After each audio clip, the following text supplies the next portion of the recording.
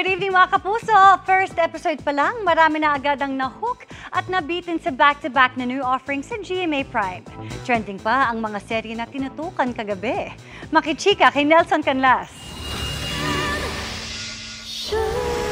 Pilot episode pa lang ng asawa ko, roller coaster of emotions na ang napanood ng mga kapuso. Mula sa kilig na kasalang Christy at Jordan. Bakit?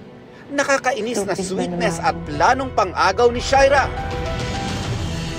Lockdown, yung mga armas. Hanggang sa mga uminit na maaksyong eksena. Kasama ng mga kapuso, panandaliang hininto ang taping ng serye kagabi at sabay-sabay na nanood sina Jasmine Curtis Smith, Raver Cruz, Lizelle Lopez, Martin Del Rosario at kanilang direktor na si Loris Guillen. Lahat naging proud sa naging resulta ng ilang buwan na kanilang pinaghirapan. Pasabog agad-agad and wala talaga kaming hinold back. Sobrang ganda. Ngayon lang namin napanood lahat ng sabay-sabay. Para kaming nanonood ng pelikula. Inabangan din ang world premiere kagabi ng newest GMA Prime series na Love Die Repeat, kung saan muling napanood ang pagbabalik sa telebisyon ni Kapuso Ultimate Star Jenilyn Mercado. Pinakita na ang unexpected meeting ng karakter ni Jen na si Angela at ni Bernard na ginagampanan ni Sian Lim habang nag-hiking sa bundok.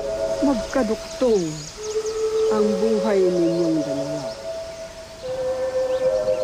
Ang pag-ibig at kamatayan. Certified trending din ang episode kagabi. Mamaya, dapat abangan ang muling pagkukrus ng landas ni na Angela at Bernard. Bernard? Crush ko!